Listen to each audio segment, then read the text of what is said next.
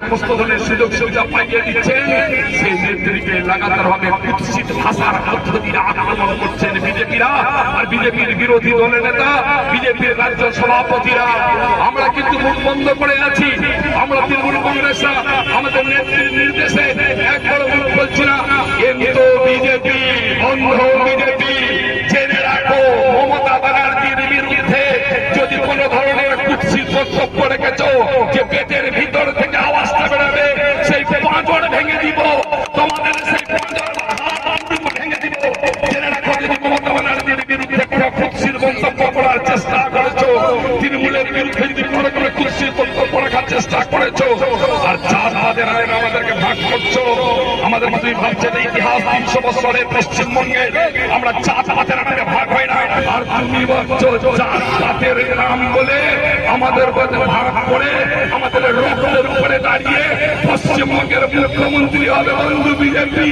যে মুখ দিয়ে হিন্দু মুসলিম বলবে, সে মুখের সমস্ত পার্টি ভেঙে দিব, তোমাদের সমস্ত চিঠি দিয়ে দিব, যে চিঠি দিয়ে তোমরা কুৎসিত মন্তব্য করার চেষ্টা করবে।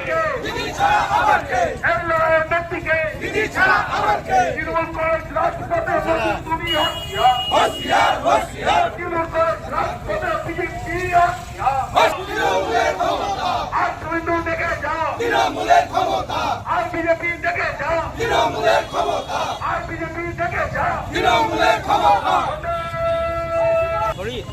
হ্যাঁ সুমুখদা আসলো।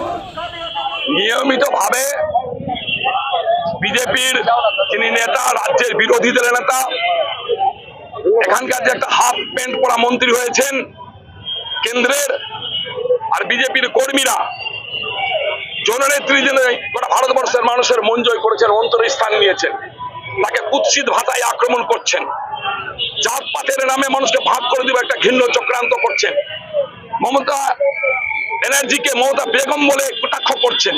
সে কারণে বলেছি যে পাঁজর, যে পেটের ভিতর দিয়ে কথাগুলো বেরাচ্ছে, সে পাঁজরটা ভেঙে দিন। তিনি গত 3 বছর ধরে এইসব কথা বলে যাচ্ছেন, কার ঠ্যাং ভাঙবো, কার হাত ভাঙবো, কাকে বাড়িতে ঘেরাও করে রাখবো, কিন্তু আমরা কার্যত কিছু দেখতে পাচ্ছি না। আর ওনাকে আমি এখান থেকে চ্যালেঞ্জ করছি, উনি শুভেন্দু অধিকারী বা বিরোধী দলনেতার গায়ে একটা টাচ করে দেখান, ওর ঠ্যাং ভেঙে ইংলিশ বাজার শহরের যে প্রাণকেন্দ্র মালদার, সেখানে ঝুলিয়ে দেবো।